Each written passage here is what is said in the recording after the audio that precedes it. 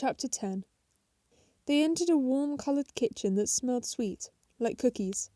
"Noel, oh my dear, how are you?" A woman with greying hair and very pointed ears threw herself onto Noel and hugged him tight. "Hello, Mother." "Noel, my boy, how did it go?" Maya watched as Noel turned to shake the hand of a short, chubby man. "Fine. No major issues." "Except Lynn's accident?" "Yes. Speaking of Lynn's accident," Noel turned to Maya. "This is Maya. This is my mother, Luella, and my father, Martin." "It's lovely to meet you, dear," Luella said. She reached a hand out for Maya to shake, while Maya made a bow before realising Luella's intention and taking her hand. "Where did Noel find you then?" "Streets of Tokyo. Hypothermia," Noel said.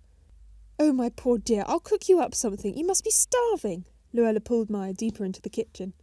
"How about some soup, yes?" "Okay," Maya mumbled. She looked back at Noel, who had been engaged in conversation with Martin. "So what happened to your parents?" Maya spun around and smiled awkwardly at Luella. "They died."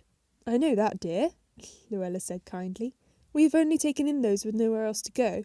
"Oh, I see. I don't remember my dad, really. He died in a car accident when I was young. Mum died from overwork a few years ago." "And you've been homeless ever since?" Luella had begun cutting up vegetables and throwing them in a pan to cook.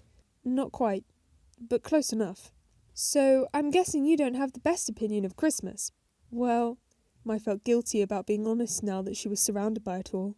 "No." "It's okay, dear. You're not the first that feels that way." "It's hard to believe in something when you're alone," Maya said, trying to justify herself. "Before my parents died, Christmas was just a bit of fun, but it brought us all together.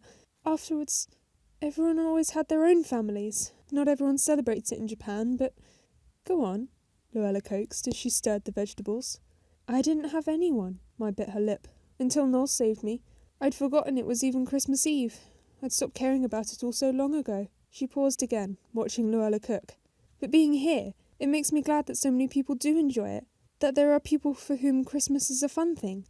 "You're a good girl," Luella mused. "Now just let me blitz this up." 5 minutes later, and Maya and Noel were both tucking into a bowl of freshly made soup with crusty bread. "This bread is lovely," Maya said through a mouthful. "Homemade, dear." "Really?" Maya gulped down the food. "Oh, yes. I run the kitchens. With Martin's help, of course," Luella said, "though he mainly tastes things." "That's so cool. If you like cooking, you're welcome to join us here." "I haven't cooked anything in years," Maya admitted. "Kind of hard without an oven." "Have you finished, dear?" "Yes. Would you like some more?" "Oh, no, I'm full," Maya said, shaking her hand. "It was delicious, though." "Too full for cake?" Maya's eyes lit up. Luella smiled knowingly. "What flavour would you like?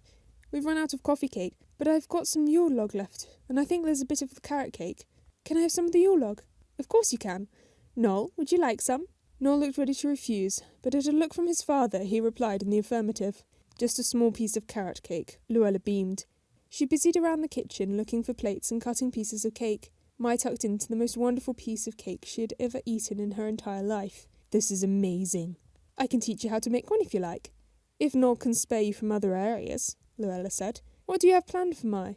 "She can do what she likes," Noel replied as he cut the cake with the side of his fork. "Oh, Noel." "Can I try a few things before I decide?" "Obviously." Luella cleared up the empty plates. "Well, you'll always be welcome in my kitchen," she said.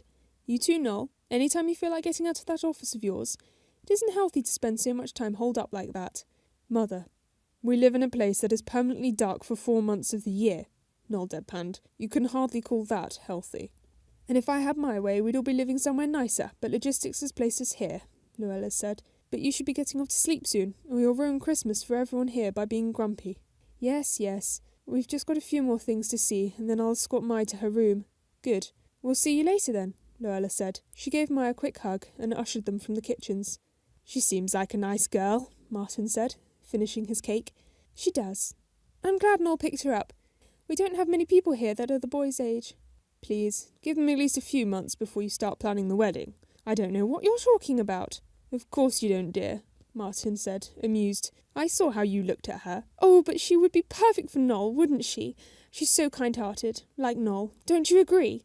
Martin sighed. "Yes, dear, she is."